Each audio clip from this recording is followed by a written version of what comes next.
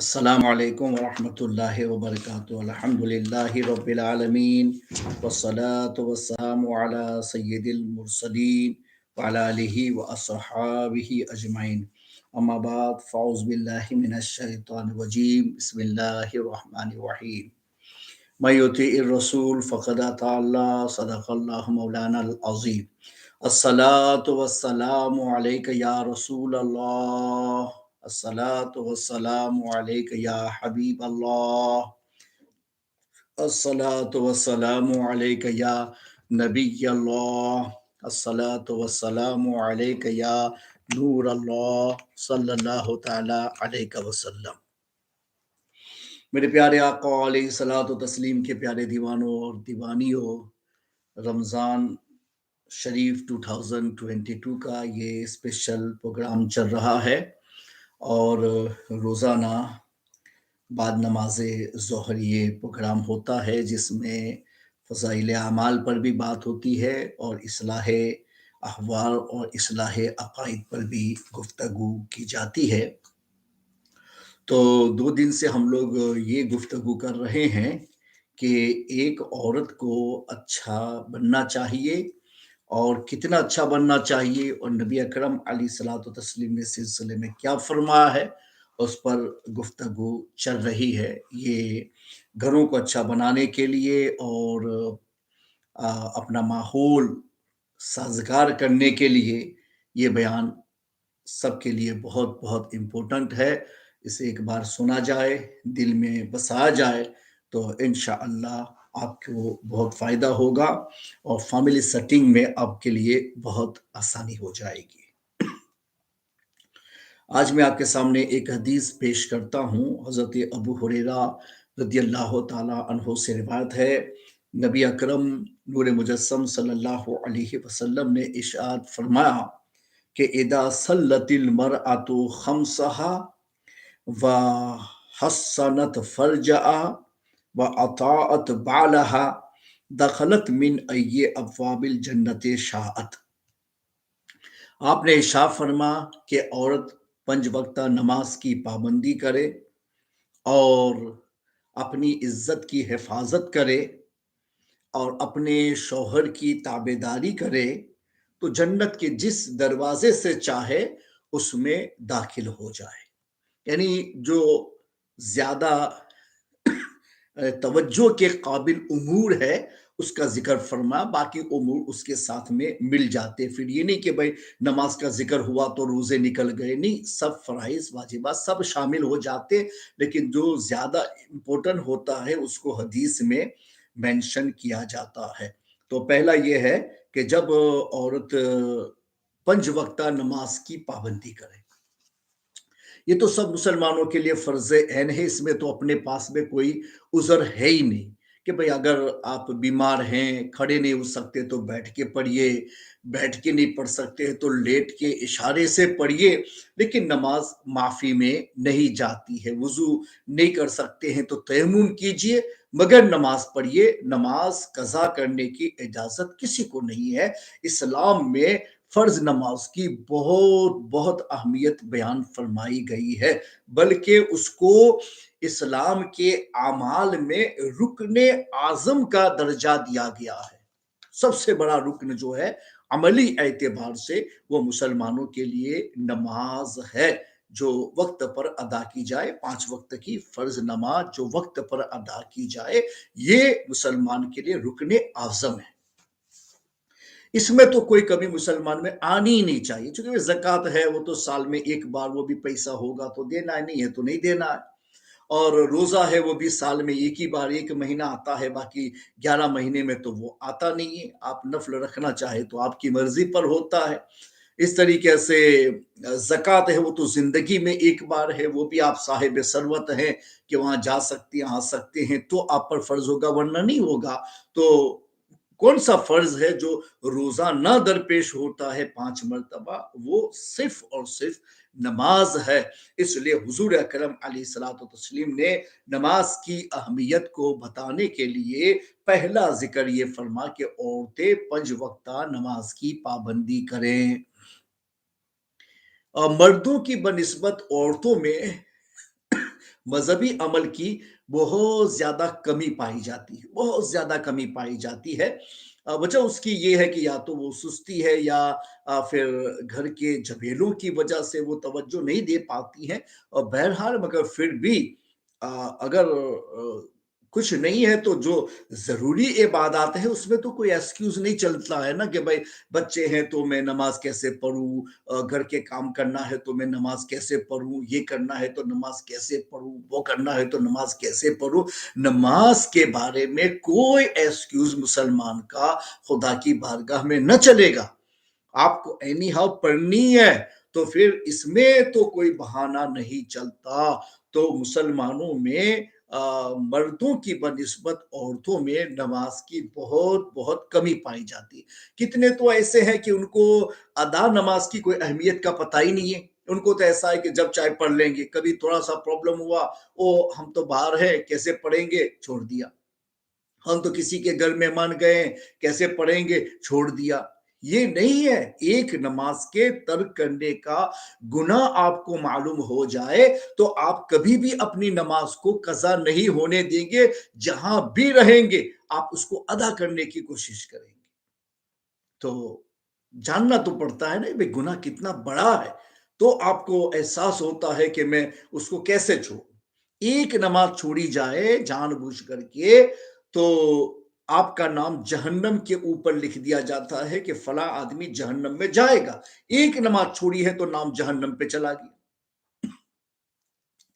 और एक हदीस में आया है कि एक नमाज तर्क करने पर एक कर्ण की सजा दी जाएगी। और कर्ण जो है 70 या 80 इयर्स मिनिमम उसमें गिनती के हिसाब से माना गया। तो अंदाजा लगाओ कि ये इतना बड़ा अजाब एक नमाज के छोड़ने पर, तो ये नमाज की अहमियत अल्लाह के नजदीक कितनी बड़ी है कि उसके छोड़ने पर इतना बड़ा वबाल हमारे पास में आता है। हमारे आका मौला सल्लल्लाहु अलैहि वसल्लम ने फरमाया, "कन्नहु वुतिरा अहलुहु व मालुहु", गोया उसके मालो औलाद सब हलाको बर्बाद हो गए अगर एक नमाज आपकी कजा हो जा रही है। तो नमाज कजा करना ये बहुत बड़ा गुनाह है। कभी ऐसा नहीं होना चाहिए कि मुसलमान की नमाज कजा हो जाए। सफर में है तब भी पढ़ो, घर पे हैं तब भी पढ़ो, कहीं भी जाओ अपनी नमाज को याद रखो, वक्त पर पढ़ो, अदा पढ़ो, अपनी नमाज को कभी कजा ना होने दो। तो हुजूर पाक सल्लल्लाहु अलैहि वसल्लम ने पहला नमाज को यहाँ रखा। एक सजा में इस्लामी बताओ तो इस्लामी हुकूमतें हैं नहीं और कहीं कुछ होता ही नहीं है, लोग अपनी मन मर्जी से जी रहे हैं। मगर फिर भी अगर इस्लामी हुकूमत हो और इस्लामी कवानीन पर अगर अमल दरामद हो, तो ऐसी सूरत में कानून ये बताता है कि जो आदमी बार बार नमाज तर्क करे उसकी इस्लाह की जाए, फिर भी नहीं मानता, तौबा नहीं करता, तो उसे इतना मारा जाए कि उसके बदन से खून खून निकल आए और उसके बाद उसे कैद खाने में बंद कर दिया जाए, जब तक जज को ऐसा इत्मीनान न हो जाए कि इस आदमी ने सच्ची पक्की तौबा कर ली है, वहां तक उसे कैद खाने से रिहा न किया जाए। ये कानून है इस्लामी हुकूमत हो तो। और दूसरे इमामों के नजदीक ऐसा है कि उनके नजदीक तो बार बार नमाज तर्क करने वाला और उस पर सच्ची तौबा न करने वाले के बारे में उन्होंने तो फैसला कर दिया कि फिर उसे कत्ल कर दिया जाए, हुकूमत उसे कत्ल करा देगी। और फिर अल्लाह जाने वो जाने, मगर दुनिया में वो जिंदा रहने के काबिल नहीं है, जबकि वो नमाज को जानबूझ करके तर्क कर रहा है। तब चलो भाई हुकूमत नहीं है, इस्लामी अहकाम पर अमल नहीं हो रहा है, लेकिन इतना तो पता चलता है ना कि अगर हम नमाज नहीं पढ़ते हैं और नमाजें कज़ा करते हैं, 5 वक़्त नमाज के पाबंद नहीं है, तो इस्लामी हुकूमत में हम जिंदा रखने के काबिल ही नहीं।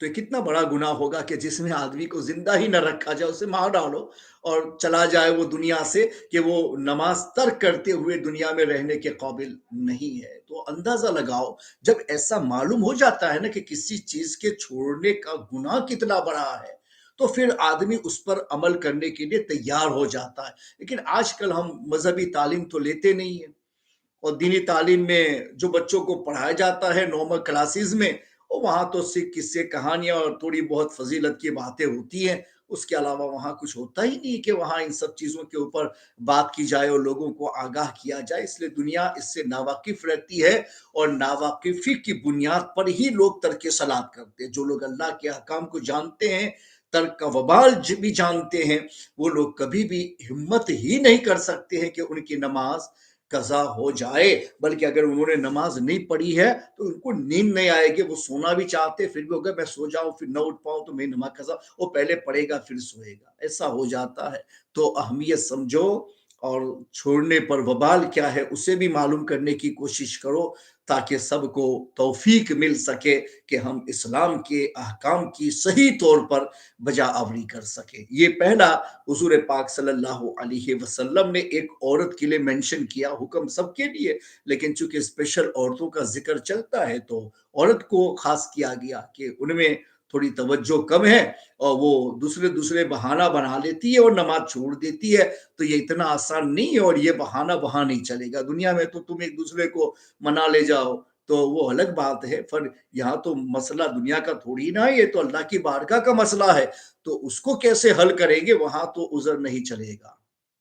ھذا یوم لا ینطقون ولا یؤذن لهم فیعتذرون، آپ کو عذر کا موقع ہی نہیں دیا جائے گا، عذر کر ہی کیسے پائیں گے اس کی بارگاہ میں، جبکہ وہ عذر شریعت کا معنی ہوا ہے ہی نہیں، تو آپ بول ہی نہیں پائیں گے کہ میں نے کس لیے ایسا کیا تھا، نہیں بول پائیں گے، تو پھر سزا کے لیے تیار ہو جانا پڑے گا۔ تو ناظرین سامعین، آپ مسلمان ہیں، خیال کریں، نماز رکن اعظم ہے، کبھی بھی چھوٹنا نہیں چاہیے، اور عورتوں کو بھی اپنے گھر میں ادا نماز کی پابندی کرنی چاہیے۔ یہ ایک صورت حضور پاک نے بیان فرمائی اچھی عورت کی۔ پھر دوسری، وہ اپنے حفاظت کرے۔ اپنی حفاظت کا مطلب یہ ہوا کہ بھئی بد نگاہی سے اپنے آپ کو بچائے، زنا وغیرہ کے امور سے بچائے۔ اسلام نے جن لوگوں سے تعلقات رکھنے سے منع کیا ہے ان لوگوں سے دور رہنے کی کوشش کرے۔ جن لوگوں سے بھی دور رہنے کو کہا، اس کی پوری ڈیٹیل ہوتی ہے، تو کتاب میں جائیں گے تو ہوگا، ورنہ ہر جو میں جملہ بول رہا ہوں وہ ایک ٹاپک بن سکتا ہے، اس پر اتنی ہی بات ہو سکتی ہے۔ تو اپنی حفاظت کرنا ہر اعتبار سے، تو یہ بھی ایک خوبی ہے اچھی عورت کی، جو حضور پاک صلی اللہ علیہ وسلم نے مینشن فرمائی۔ اور تیسری خوبی اس حدیث میں یہ بیان فرمائی کہ اپنے شوہر کی تابع داری کرے۔ دیکھو، ایک عورت جو بیاہ کے جاتی ہے نا، وہ شوہر کے گھر جاتی ہے، اور شوہر کے گھر جاتی ہے تو ظاہر سی بات ہے نا، آپ کو ان کے ساتھ میں مل کے رہنا ہے۔ اب وہ شوہر کا گھر مت کہو، وہ آپ کا گھر ہو گیا۔ شادی ہونے کے بعد میں جب دونوں رفیق حیات بن جاتے ہیں نا، تو شوہر کا گھر یہ بیوی کا اپنا گھر ہو جاتا ہے، اس لیے اب وہ اپنے گھر بھی جائے گی نا، تب یہ نہیں کہے گی کہ میں یعنی سسرال جا رہی، وہ کہے گی امی میں اب اپنے گھر جا رہی ہوں، اس لیے کہ اس کو معلوم ہے کہ شادی کے بعد میں اس کا گھر وہ ہو جاتا ہے جو اس کے شوہر کا گھر ہے، تو وہ آپ کا گھر ہے، اور اس گھر کو بنانا ہے اور اس کو بگاڑنا نہیں ہے۔ بنے گا کیسے؟ تو فرما گیا کہ بھئی ایک ہی صورت ہے، شوہر کے حکم کی تابع داری کرو، وہ حکم دے اس کے مطابق کرو، اس کے خلاف مت جاؤ، اس کے ساتھ کمپرومائز کرو، اور کوئی بات ناپسند آتی ہے تو تھوڑا بہت اس کو سمجھاؤ، سمجھا کر کے اپنے فیور میں لاؤ۔ راستے بہت ہیں فیور میں کرنے کے، میں یہ نہیں کہتا ہوں کہ جو کہے وہ کر لے جاؤ، تو گناہ میں تو ساتھ نہیں دینا ہے، مگر یہ ہے کہ کوئی آدمی اگر کوئی غلط مطالبہ کرتا ہے اور آپ اس کو فلفل نہیں کر سکتے ہیں قانون کے اعتبار سے، مگر اس کو آپ سمجھا تو سکتے ہیں، تو پیار و محبت سے اس کو سمجھائیے تاکہ اس غلط مطالبہ کو چھوڑ دے، تو پھر بھی اطاعت ہو جائے گی۔ تو جو صحیح ہے اس پر تو آپ کو تابع داری کرنی ہے، مگر جو چیز قانوناً غلط جاتی ہو تو وہاں اس کو محبت کے ساتھ میں سمجھاؤ کہ یہ چیز جو ہے آپ جو کہہ رہے ہیں وہ اللہ نے منع کیا، وہ رسول اللہ نے منع کیا، وہ اسلام میں خلاف ہے، اور آپ اللہ اور رسول کے حکم کے خلاف یہ پیشکش کرنے جا رہے ہیں، تو آپ خود بتاؤ کہ میں آپ کی تابع داری کیسے کروں؟ کیا اللہ کو ناراض کروں اور آپ کی تابع داری کروں؟ کیا رسول اللہ کو ناراض کروں اور پھر آپ کی تابع داری کروں؟ تو اس کے دماغ میں کچھ نہ کچھ آئے گا، اور وہ اپنی بات سے گیو اپ کرے گا۔ تو سمجھانے کے طریقے ہوتے ہیں، اچانک حملہ مت کیجئے، تھوڑا ٹیکٹک یوز کیجئے، پلاننگ کے ساتھ میں اپنے آپ کو اوپر لے جانے کی کوشش کیجئے، تو انشاءاللہ بہت اچھا ہوگا۔ تو حضور اکرم علیہ الصلوۃ والتسلیم نے خاص طور پہ عورت کو یہ نصیحت فرمائی کہ اس کو اپنے شوہر کی تابع دار بن جانا ہے۔ لڑائی جھگڑے سٹارٹ کہاں سے ہوتے ہیں؟ جب حکم سے انحراف ہوتا ہے نا، تو وہیں سے آپ کی محبت میں کمی آنا شروع ہوتی ہے۔ پہلے آپ نے ایک حکم توڑا تو پھر تھوڑی کمی آئے گی، پھر دوسرا توڑا تو پھر تھوڑی کمی آئے گی، پھر تیسرا توڑا تو پھر تھوڑی کمی آئے گی، پھر توڑتے ہی چلے گئے تو ادھر سے محبت میں کمی آتی چلی گئی۔ تو یہ مت سمجھو کہ آپ صرف حکمت توڑ رہے ہیں، دوسرے جانب یہ سمجھو کہ محبت کے رشتے کو آپ کمزور کرتے جا رہے ہیں۔ جتنے حکم میں آپ کا انحراف ہوگا، اتنی ہی محبت کی جو ڈور ہے وہ کمزور سے کمزور ہوتی چلی جائے گی۔ پھر کہیں ایسا نہ ہو کہ ایک دن وہ آئے کہ وہ محبت کی ڈور بالکل ہی ٹوٹ گئی ہو اور طلاق کے ساتھ آپ کو الگ کر دیا جائے، پھر آپ یہ کہو کہ میرا تو گھر اجڑ گیا۔ اجڑ نہیں گیا، آپ نے اجاڑ دیا۔ تو یہ غور کرنے کی بات ہے۔ اجڑ جانا اور بات ہے، وہ تو اچانک فائر لگا اور گھر جل گیا تو کہیں گے میرا گھر اجڑ گیا۔ کوئی اچانک حادثہ ہوا اور پرابلم میں گھر چلا گیا تو کہیں گے گھر اجڑ گیا۔ لیکن یہاں تو اسباب کی فراہمی ہمارے ہاتھ میں دی گئی ہے کہ میں اس کو کیسے بناؤں، کیسے آباد کروں۔ تو کل بھی میں نے آپ کو بتایا تھا کہ بھئی آباد کرنے کے اسباب الگ ہوتے ہیں اور اجاڑنے اور توڑنے کے اسباب الگ ہوتے ہیں۔ اگر میں اپنے گھر کو بنانا چاہتا ہوں، میں اپنے گھر کو آباد کرنا چاہتا ہوں، تو مجھے ان اسباب کو لینا پڑے گا جس سے میرا گھر آباد ہو۔ سب سے کمپرومائز کرنا، سب سے مل کے رہنا، سب کے سے مشورہ لینا، یہ سب چیزیں اگر کرتے کرتے جائیں گے تو یہ بنے گا، آباد ہوگا اور آگے جائے گا۔ تو یہ سب اسباب اس کے ہیں۔ اب آپ ایک حکم کا انحراف کرنا، کسی کی بات نہ ماننا، بات بات میں ایک دوسرے سے آرگیو کرنا، ایک دوسرے کی مخالفت کرنا، پرابلمز پیدا کرنا، تو یہ سب چیزیں توڑنے کے اسباب ہے، اجاڑنے کے اسباب ہے۔ اب آپ کے اوپر ہے کہ بھئی آپ اس کو بنانا چاہتے ہیں، آباد کرنا چاہتے ہیں، یا آپ اس کو توڑنا اور اجاڑنا چاہتے ہیں۔ تو اجاڑنا چاہتے ہیں تو اجاڑنے والے اسباب آئیں، بنانا اور آباد کرنا چاہتے ہیں تو پھر بنانے اور آباد کرنے والے اسباب ہی کو آپ کو لینا پڑے گا، اور توڑنے والے اسباب کو بالکل ہی الگ کر دینا پڑے گا، اس کو نکال دینا پڑے گا، تب چل کے کامیابی ملے گی۔ تو اس لیے اس میں فاؤنڈیشن جو ہے نا، چونکہ آپ کا پورا گہرا رشتہ جو جس رشتے میں آپ کو جوڑا گیا ہے وہ شوہر کا رشتہ ہے، اس کے حکم میں انحراف مت کرو، اس کی دعوے داری کرنے کی کوشش کرو، اور کوئی چیز ناپسند ہے تو محبت کے ساتھ سمجھا کر کے اس کو وہاں سے الگ کرو، تاکہ انحراف نہ ہو، کہ انحراف یہ بہت بری بلا ہے۔ اس کی وجہ سے ایک محبت میں کمی آتے آتے یہ ڈور بالکل ہی ٹوٹنے کے قریب پہنچ جاتی ہے۔ تو حضور اکرم علیہ الصلوۃ والتسلیم نے اس کو بھی یہاں مینشن کیا، اور اپنی حفاظت کا جو حضور نے مینشن کیا نا، وہ بھی ایک فاؤنڈیشن ہے، اس میں بہت سارے مسائل اندر آ جاتے ہیں۔ اپنے آپ کی حفاظت کرنے کا مطلب یہ ہوا کہ غیر محرموں سے کانٹیکٹ مت کیجئے، اور باہر کے لوگوں سے کانٹیکٹ مت کیجئے۔ اگر آپ کے شوہر کو کوئی ناپسند آتا ہے تو اس سے آپ بات وغیرہ مت کیجئے۔ اپنے شوہر کے گھر کی کوئی چیز دوسری جگہ پر بھیجنی ہے یا دوسرے کو دینی ہے تو پہلے اس سے اجازت حاصل کیجئے۔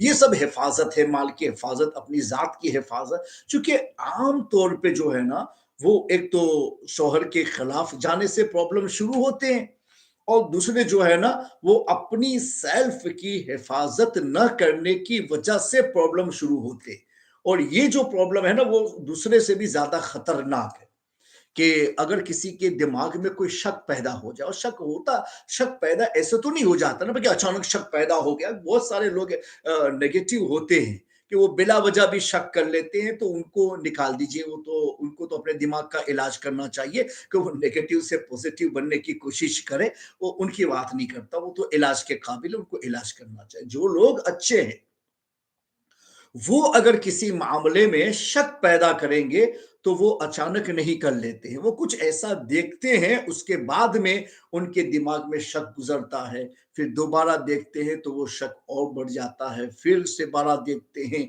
तो वो शक और बढ़ जाता है, फिर वो ज़न्ने गालिब हो जाता है, फिर और देखता है तो फिर वो आंखों देखे अहवाल हो जाते हैं, तो फिर यकीन में तब्दील हो जाता है।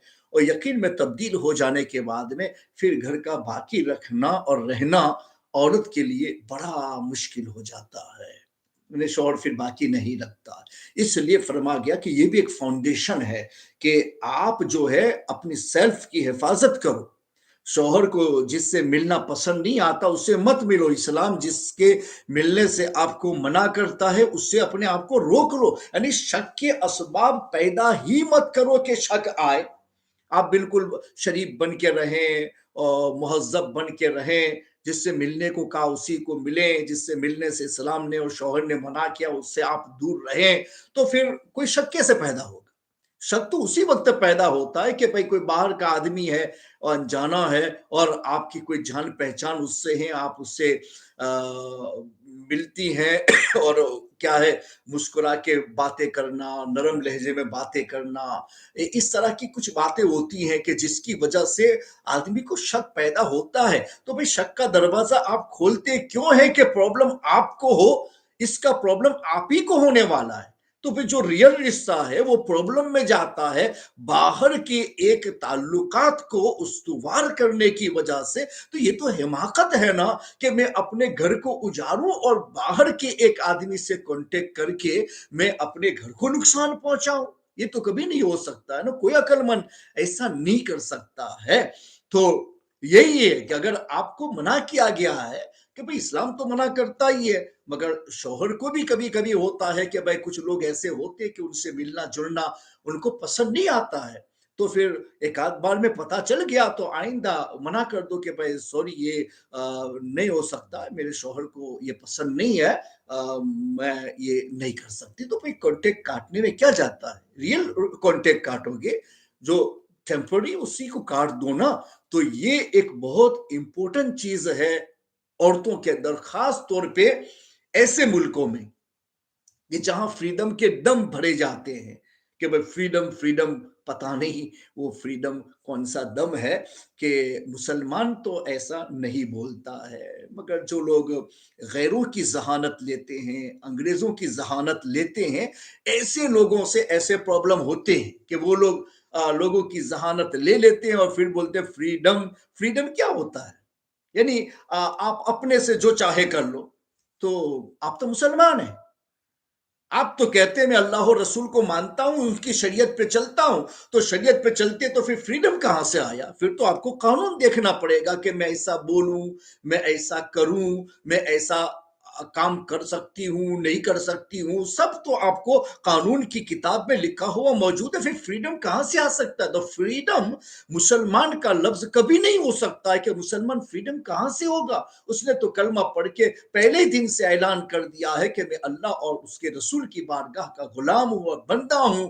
मैं तो उनके के इशारों पे चलता हूं, उनके कानून पे चलता हूं, उनके फरमान पे चलता हूं। तो हमने तो पहले ही से आजादी की डोर को काट के फेंक दिया था। हमने तो गुलामों की जंजीरों को अपने हाथ और पांव में बांध लिया है इस्लाम और ईमान के नाम से। और फिर हम फ्रीडम की बात करें तो ये तो कभी नहीं हो सकता। मुसलमान का ये लफ्ज है ही नहीं फ्रीडम। इसलिए कि हम तो शरीयत पर चलने वाले लोग हैं। हमें तो हर मसले में अल्लाह और रसूल का कानून मालूम करके उसी के मुताबिक फैसला करना। फिर फ्रीडम आया कहां से?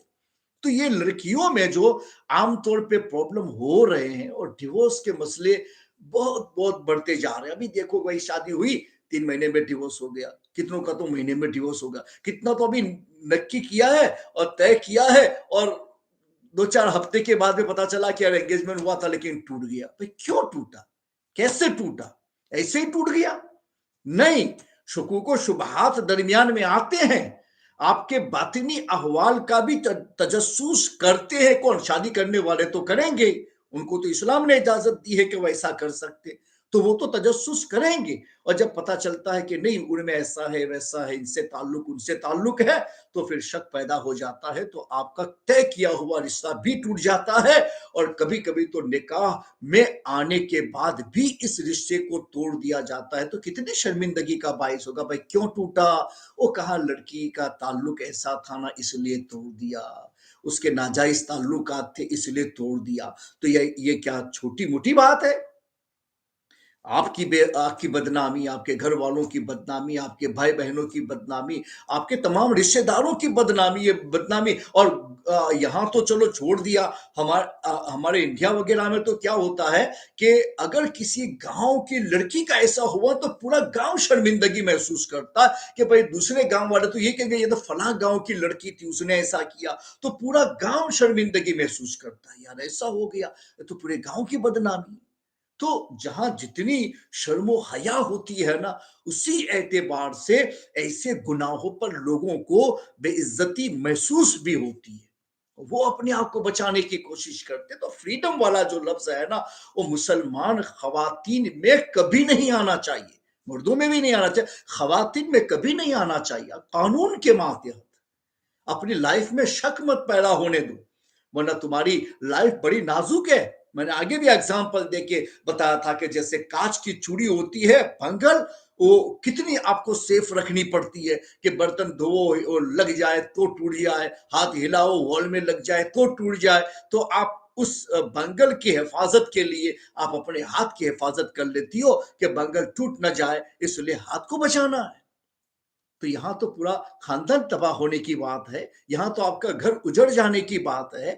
एक चिड़िया अपना घर तोड़ना नहीं चाहती, तो एक औरत अपना घर तोड़ना कैसे चाहेगी? क्या चिड़िया और बर्ड से भी आपका दर्जा और मकाम और आपकी सोच नीचे चली गई है कि एक बर्ड अपना नेस्ट तोड़ना नहीं चाहता और तुम अपना बना बनाया घर तोड़ के फेंक दोगी? मगर ये सोच जहां से आई है गलत सोच है। जब तक इस सोच को हम नहीं तोड़ेंगे, ये रिश्ते हमारे टूटते ही रहेंगे और प्रॉब्लम आता ही रहेगा।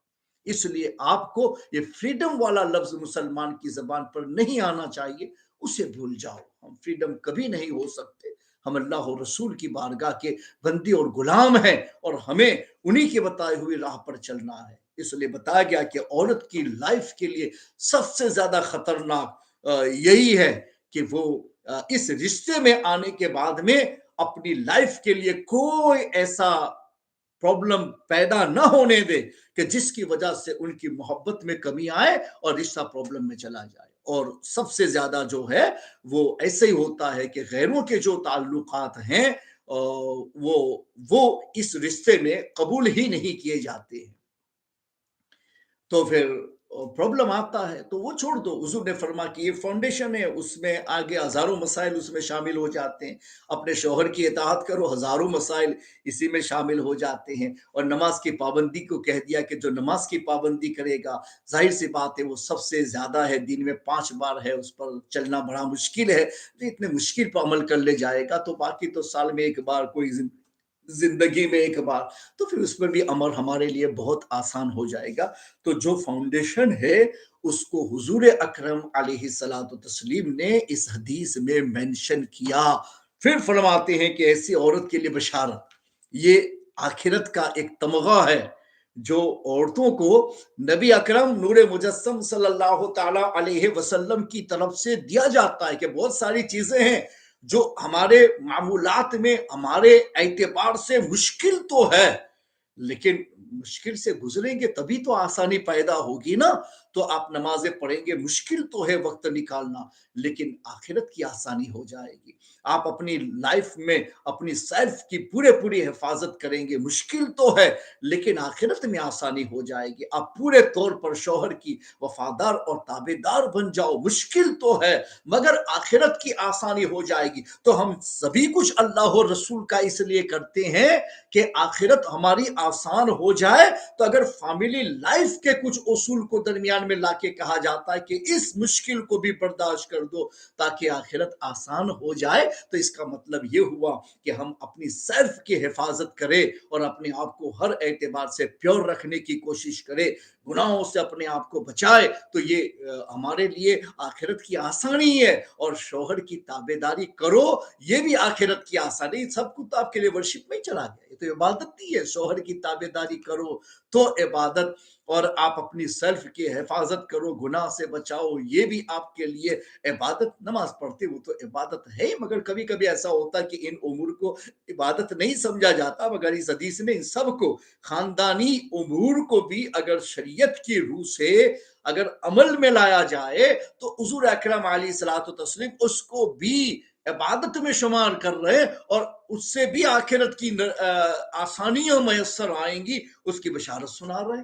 तो आपने क्या इरशाद फरमाया, दखलत मिन अय्य अबवाबिल जन्नत शाअत, जन्नत के 7 दरवाजे हैं, अलग अलग दरवाजे हैं, और मखसूस मखसूस लोगों को मखसूस मखसूस दरवाजे से एंटर होने को कहा जाएगा। जैसे रोजा रखने वाला है, वो बाबे रैयान से अंदर उनको बुलाया जाएगा। अलग अलग इस तरीके से होता है। लेकिन यहाँ औरत को जो बशारत दी जाती है वो कि वो इस तरह की पाबंदे शराब बन जाए तो उसको आखिरत में उसका वेलकम कैसे होगा। जन्नत के वो तमाम 8 दरवाजे, जन्नत के 8 दरवाजे ओपन होंगे, हर दरवाजे से आपको पुकारा जाएगा, इधर से चली आओ, इधर से चली आओ, इधर से चली आओ। अरे जिस दरवाजे से जाओ तुम्हें रोका नहीं जाएगा। ये कितना बड़ा इनाम है। मगर इतना बड़ा इनाम हमेशा की जिंदगी का इतना आसानी से थोड़ी ना मिल जाता है यार। दुनिया में एक घर बनाना चाहते हैं तो कितनी तकलीफ होती है।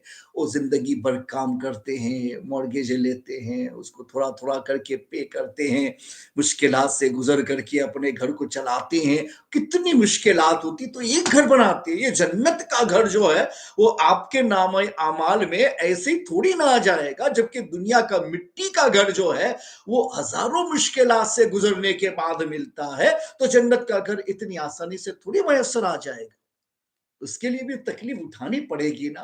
तो जिन उमूर के अंदर आपको आगे बढ़ना है, तो नबी अकरम नूर मुजस्सम सल्लल्लाहु अलैहि वसल्लम ने उसको बयान फरमा दिया। अगर इन उमूर पर हमारा अमल हो जाए तो घर तो अच्छा बनेगा ही, और साथ में आखिरत भी अच्छी बन जाएगी। तो ऐसा ही करो ना यार, दुनिया का घर भी अच्छा बना दो और आखिरत का घर भी अच्छा बना दो, तो ये दुनिया भी कामयाब और आखिरत में भी कामयाब। इसीलिए तो अल्लाह ने बार बार हम लोगों को ये दुआ सिखा, अल्लाहुम्मा रब्बना आतिना फिद दुनिया हसना व फिल आखिरति हसना। ये अल्लाह हमारी दुनिया भी अच्छी बना दे, आखिरत भी अच्छी बना दे। ये दुआ कुरान में मेंशन की गई है, रब्बना आतिना वाली। दोनों दुआ करो। पर दुनिया का घर तो ऐसा है कि भाई मैं कहूं कि अल्लाह मुझे खाना खिला दे, अल्लाह मैं प्यासा हूं मुझे पानी पिला दे,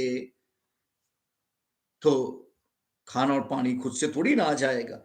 कोशिश तो करनी पड़ेगी। पैदा अल्लाह ही ने किया है, अल्लाह ही देगा, सवाब अल्लाह ही उसमें कामयाब करेगा। लेकिन कुछ तो कोशिश करनी पड़ेगी ना। कोशिश के बगैर से कहने से थोड़ी ना हो जाएगा।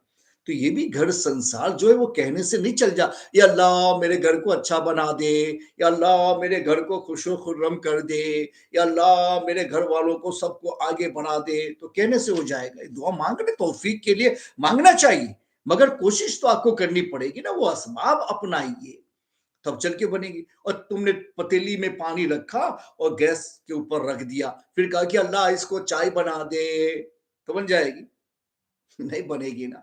उसमें चाय पत्ती डालिए, उसमें शुगर डालिए, उसमें मिल्क डालिए, फिर आप कहोगे हाँ अब ये बन गई। कि अल्लाह ने जो असबाब आपके लिए उस चीज के बनाने के रखे हो आपने अपना लिए, तब वो चीज अल्लाह के हुक्म से आपके लिए बन जाएगी। मगर आप कुछ भी ना करो, पतीली लेकर के गैस स्टोव पर रख दो और फिर कहो कि अल्लाह खाना बन जाए, खाना बन जाए, तो नहीं बनेगा।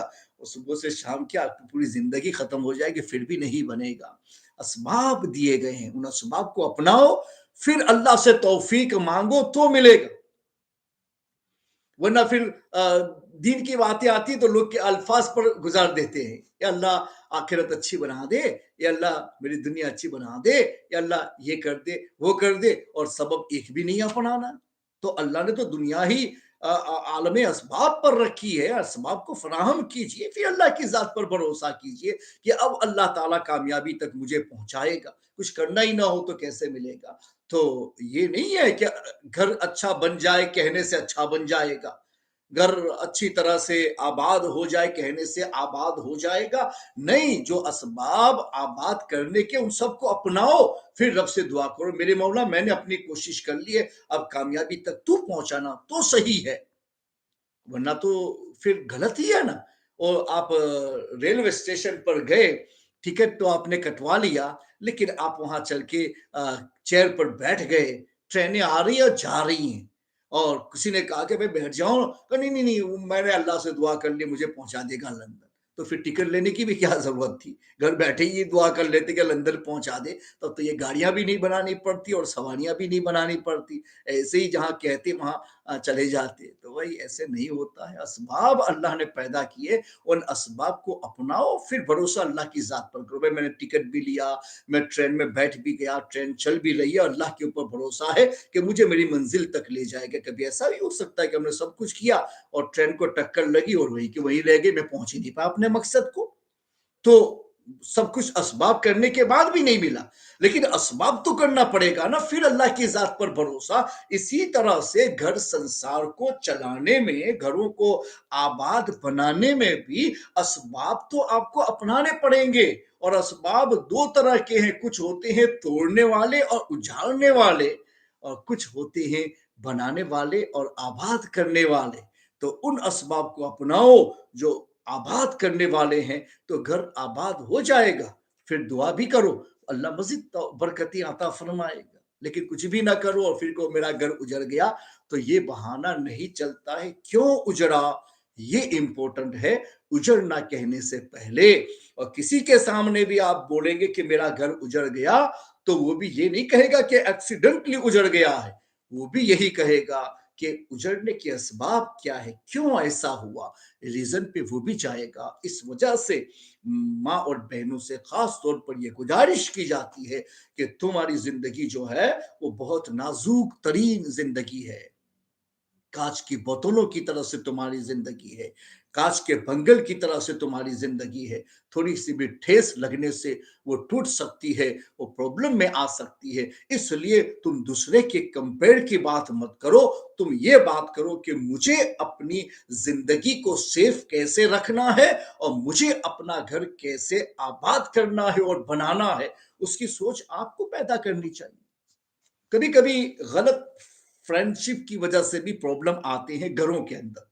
क्या आते हैं कि आपको पता नहीं है, भाई किसी के दिल को हम नहीं जानते, कोई हमसे दोस्ती करता है तो मुझे ऐसा लगता है कि वो मेरा दोस्त बना है, मुझसे नजदीक होता है, तो मुझे ऐसा लगता है ये मेरा करीबी बना हुआ है, लेकिन उसके दिल को तो मैं नहीं जानता ना।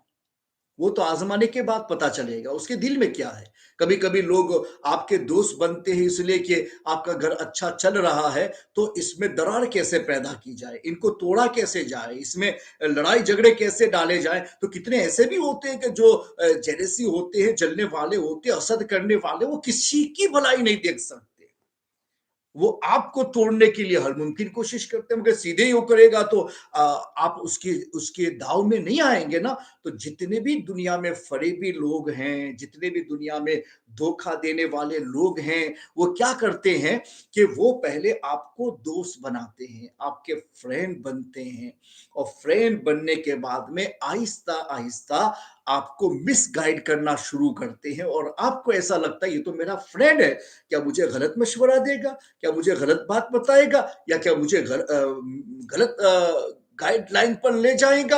आपको ऐसा होता भी नहीं है, दिमाग में ख्याल भी नहीं आता, और फिर आप उसकी बात को सच मान लेती है। और उसके बाद में फिर घर के अंदर लड़ाई झगड़ा शुरू हो जाता है। कभी कभी तो और सास ने कुछ न कहा हो और वो कहते तेरी सास तो बाहर ऐसी बात कर रही थी, और तुम्हारे दिमाग में डाल दिया। अब तुम्हारे दिल में अगर तुम कुछ बोलो ना बोलो, मगर दिल में तो मेरी सास अच्छी नहीं है, वो बाहर चल के मेरी ऐसी बातें करती है।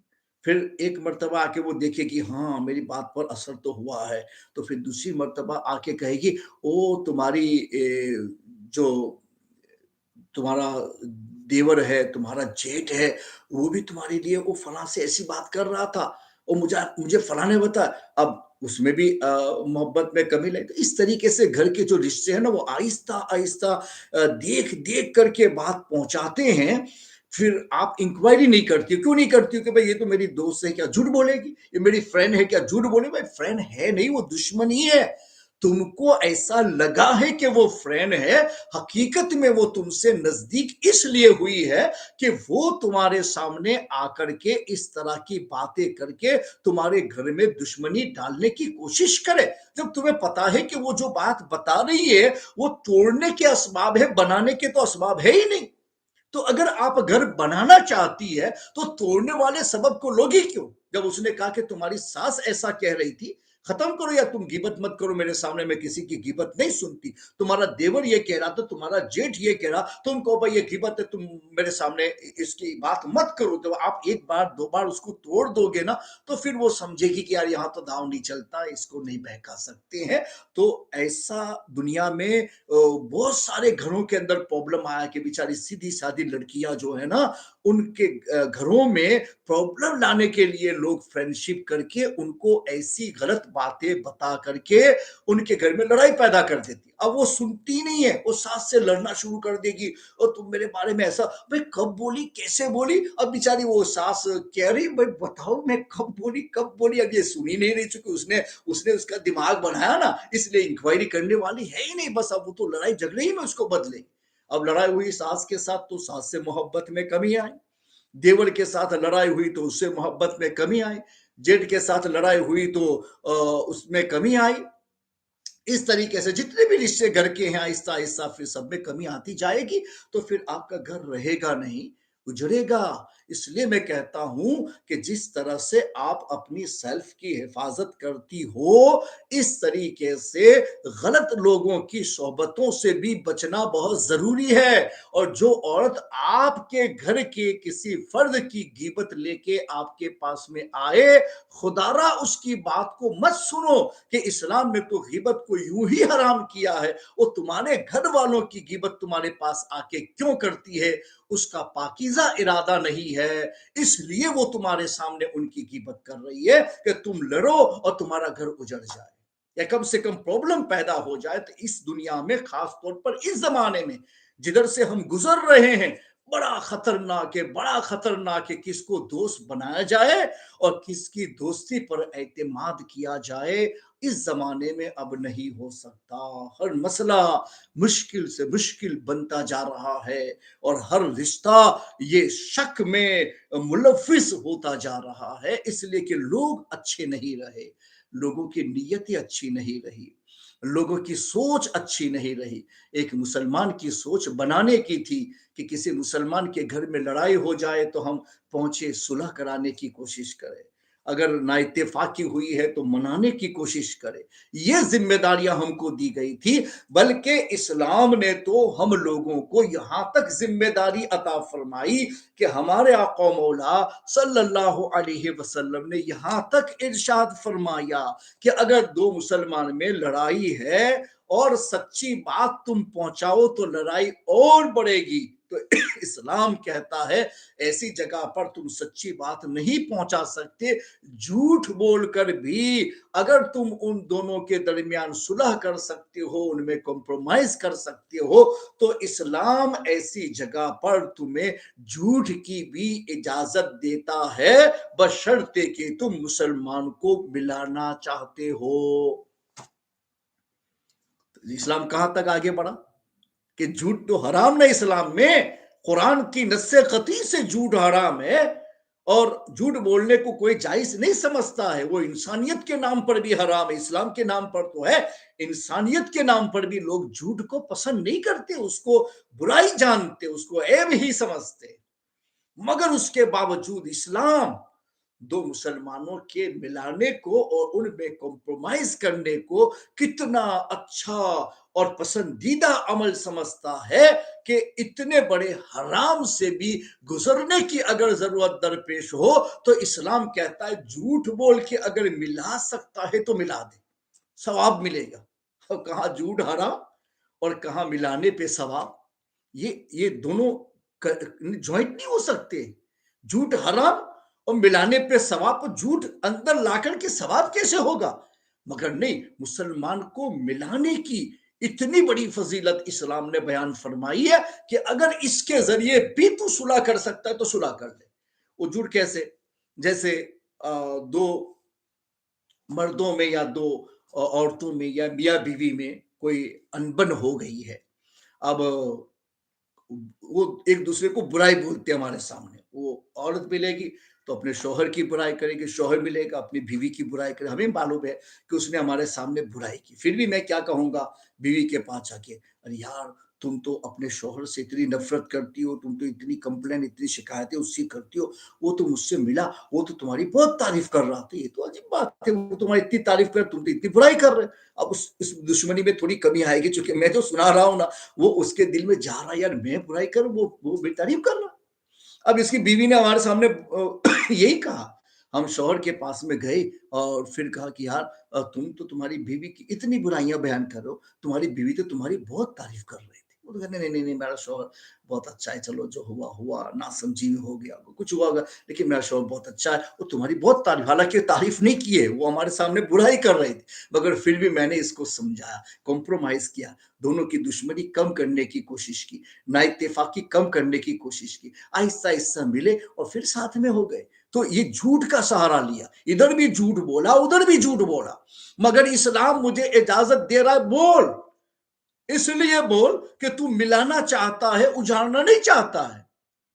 तो मुसलमान को मिलाने के लिए मुझे इसका भी परमिशन मिलता है, और मैं सच बोल के दुश्मनी डालूं तो इस्लाम मुझे रोक देगा। अब ये सच का पहुंचाना, जबकि तुम्हें पता है कि मेरे कहने से लड़ाई झगड़ा होगा, तो अब ये तुम्हारे लिए चुगलखोरी में चला जाएगा, और चुगलखोर को हुजूर पाक सल्लल्लाहु अलैहि वसल्लम ने फरमा कि वो जहन्नमी है। वो चुगलखोर कौन होता है कि जो एक की बात ले जाकर के दूसरे के पास पहुंचाता है, भले सच हो मगर इंटेंशन उसका इस पहुंचाने में ये होता है कि दोनों के दरमियान ना इत्तेफाकी पैदा की जाए, दोनों के दरमियान लड़ाई झगड़ा कायम किया जाए, इस वजह से वो काम करने जा रहा, तो सच पहुंचा रहा है, मगर इंटेंशन गलत है, मुसलमान में दुश्मनी डालने का है, उनको लड़ाने का है। तो इस्लाम कहता है नहीं, अब इसको सच की इजाजत नहीं है। अगर इस तरह से सच पहुंचा करके मुसलमानों में ना इत्तेफाकी फैलाएगा, तो ऐसी सूरत में उसको चुगलखोर में शामिल करके उसको जहन्नम की वही सुना दी जाएगी। एक जानिब सच को रोका जा रहा है, झूठ का सहारा लेने को कहा जाए मिलाने के लिए। ये कैसे दोस्त तुमने बनाए हैं कि जो आकर के तुम्हारे पास में वो बातें लेकर के आ रहे जिसकी वजह से तुम्हारे घर में लड़ाई हो, तुम्हारे घर में झगड़ा हो, तुम्हारे घर में फितना फसाद हो। तो इस्लाम ने तो ऐसों को चुगलखोर कहा है, ऐसों को तो दुनिया में हुजूर ने जहन्नमी का नाम दे दिया है कि चुगलखोरी करने वाले जहन्नमी है, जहन्नम में जाएंगे। तो तुम उसे दोस्त बना करके उसकी बात पर एतमाद कर रही हो कि जिसको रसूलुल्लाह ने चुगलखोर में शामिल किया है। तो फिर तो तुम अपने घर बनाना नहीं चाहती, उसका कसूर नहीं है, वो तो चाहती है कि तुम्हारा घर टूट जाए, मगर तुम क्यों चाह रहे कि तुम्हारा घर टूट जाए? तुमने तो शादी बनाने के लिए की थी ना, तोड़ने के लिए तो की नहीं थी। तो फिर तुम यो क्यों चाहोगे कि मेरा घर टूट जाए? तो फिर असबाब से तो बचना ही होगा ना, बनाने वाले असबाब लेने चाहिए। तो लड़ाई का ये तो जो गीबत लेके आई है, सास तुम्हारी ये बोल रही थी, देवर तुम्हारा ये बोल रहा था, तुम्हारा जेठ ये बोल रहा था, तो ये सब बातें लेकर के आई है, वो बनाने के लिए थोड़ी ना आई है, वो तुम्हारा घर उजाड़ने के लिए आई है। अगर तुम्हारे पास में अक्ल है तो फौरन ही उसे कह दो, आज से तुम मेरी दोस्त नहीं हो, अब तुम मेरे पास में मत आना, मैं तुम्हारे गांव में नहीं आ सकती। तुम अच्छी बात लेकर के नहीं आ रही हो, तुम बुरी बात लेके आ रहे, तुम गीबत लेके आ रहे, तुम चुगलखोरी कर रही हो, तुम हमारे बने बनाए खानदान को तोड़ना चाहती हो। अगर इन नसीहतों पर आ जाओ ना, तो घर के प्रॉब्लम्स खत्म हो जाएंगे। ये डिवोर्स के जो मसाइल बढ़ते जा रहे हैं, तो वो उसके ऊपर थोड़ी सी रोक लग जाएगी, लगाम लग जाएगी। इसलिए नबी अकरम अलैहिस्सलातु तस्लीम ने वो फाउंडेशन की जो चीजें हैं ना, उसको अपनी हदीस में मेंशन करके समझा, और फिर उस औरत को उसका दर्जा और मकाम बता दिया कि अगर तुम ऐसा करना सीख जाओगी तो इस अमल को मामूली मत समझना, इसे मामूली मत समझना, बहुत बड़ा अमल है, बहुत बड़ा अमल है। और फरमाते हैं कि आखिरत की बशारत उस पर तुम्हारे लिए ये है कि अगर ऐसा अमल करती हुई तुम दुनिया से चली जाओगी, तो रब की जानिब से तुम्हारा वेलकम होगा। जन्नत के 8 दरवाजे से तुमसे कहा जाएगा, सारे दरवाजे तुम्हारे लिए खुले हैं, जिस दरवाजे से अंदर आना चाहो आ जाओ। तो दुनिया तो भली हो ही गई थी, इस भली दुनिया बनाने के सदके में ہماری آخرت بھی بھلی ہو جائے گی۔ اللہ تعالیٰ مجھے اور آپ سب کو دین کی باتیں سیکھنے، اس پر عمل کرنے کی توفیق عطا فرمائے۔ اعلان سماعت فرما لے جامعہ معینیہ اظہر العلوم للبنات، یہ لڑکیوں کا جامعہ ہے جس میں ان کو عالمات بنایا جاتا ہے، اور ان کی جو سالانہ جو فیس رکھی گئی ان سے نہیں لی جاتی ہے، لوگوں کو اسپانسر بنایا جاتا ہے۔ 300 پاؤنڈ ہے، اس میں زکوٰۃ وغیرہ جو غریب ہوتے ہیں ان کے لیے زکوٰۃ بھی چلتی ہے، مالدار ہو تو للہ میں چلے گا، تو اس میں بھی آپ شریک ہو سکتے ہیں۔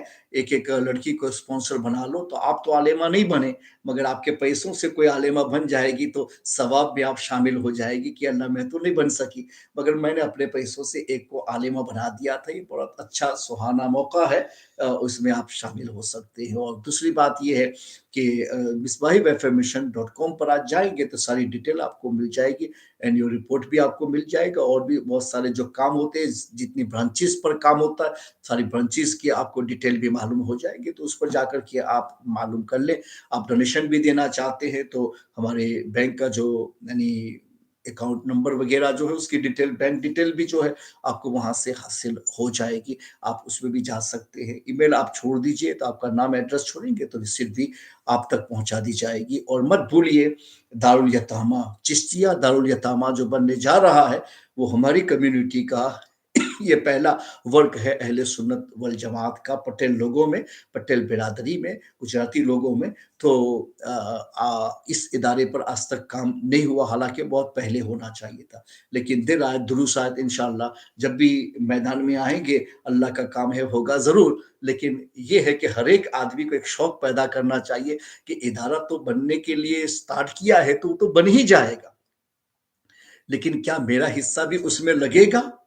تو میں کیوں محروم رہ جاؤں؟ مجھے بھی اپنا حصہ اس ادارے میں لگانا چاہیے، تاکہ جب تک یہ ادارہ چلتا رہے گا میرا ثواب کا حصہ بھی اس میں چلتا ہی رہے گا۔ تو اس میں اگر آنا چاہتے ہیں تو آپ اپنی مرضی سے جو ڈونیشن دینا چاہے اس میں جا سکتے، اس میں بھی زکوٰۃ وغیرہ آپ انکلوڈ کر سکتے ہیں، بینک ڈیٹیل لے کر کے آپ ڈائریکٹ بھی اس میں کر سکتے ہیں، ہم تک بھی آپ پہنچا سکتے ہیں۔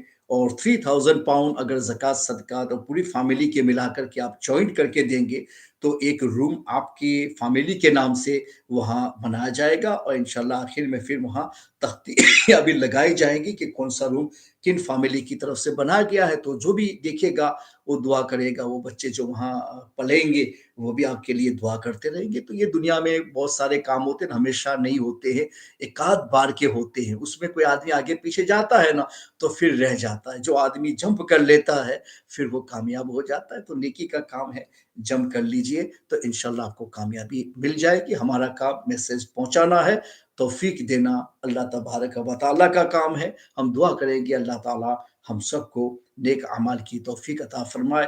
اللہم ربنا آتنا فی الدنیا حسنہ وفی الآخرۃ حسنہ وقنا عذاب النار۔ اللہم انا نسألک العفو والعافیۃ والمعافاۃ الدائمۃ فی الدین والدنیا والآخرہ، وصلی اللہ تعالی علی خیر خلقہ ونور عرشہ محمد وعلیہ وصحابہ اجمعین برحمتک یا ارحم الراحمین۔ آئندہ کل پھر انشاءاللہ ملیں گے، وہاں تک کے لیے اللہ حافظ، السلام۔